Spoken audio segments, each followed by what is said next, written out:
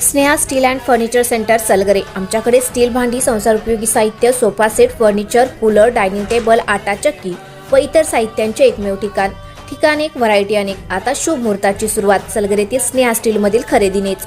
वाजवी दर, सजवा फर्निचरने तुमचे घर। सर्व साहित्यावर बजाज फायनान्सची खास सोय उपलब्ध।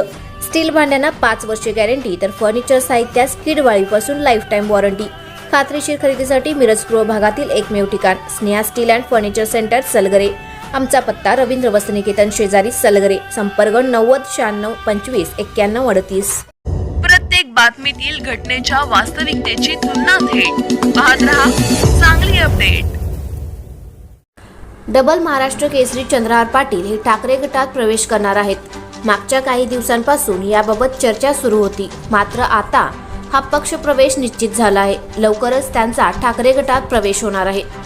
उद्या दुपारी 4 वाजता चंद्रहार पाटील ठाकरे गटात प्रवेश करणार आहेत। मातोश्रीवर हा पक्ष प्रवेश होणार आहे। पश्चिम महाराष्ट्रातून ते महाविकास आघाडीचे उमेदवार असण्याची दाट शक्यता आहे।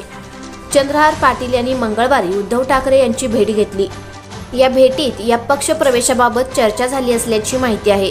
तर सांगली लोकसभा मतदारसंघातून चंद्रहार पाटील यांना लोकसभेची उमेदवारी मिळू शकते। मात्र या उमेदवारीनंतर विधानसभेची उमेदवारीही चांगलीच चर्चेत आली आहे। काही दिवसांपूर्वी चंद्रहार पाटील यांनी मिरज विधानसभा मतदारसंघातून उद्धव बाळासाहेब ठाकरे गटातून शिवसेनेतून निवडणूक लढवण्यासाठी इच्छुक असणारे सिद्धार्थ जाधव यांची भेट घेतली होती। या भेटीदरम्यान ही अनेक गोष्टींवर यावेळी चर्चा झाली होती। मात्र लोकसभा ही शिवसेनेलाच आणि विधानसभा ही शिवसेनेलाच असा पॅटर्न सांगली जिल्ह्यातून राबवला जाणार असल्याची सध्या राजकीय वर्तुळात चर्चा सुरू आहे। गेल्या काही महिन्यांपासून शिवसेनेचे उद्धव बाळासाहेब ठाकरे गटातून विधानसभेसाठी इच्छुक असणारे सिद्धार्थ जाधव यांनी मोठा जनसंपर्क सुरू केला आहे। यातच चंद्रहार पाटील यांना लोकसभेची उमेदवारी मिळाल्यास मिरजेतून शिवसेनेची मोठी ताकद चंद्रहार पाटील यांच्या पाठीशी उभी राहणार आहे।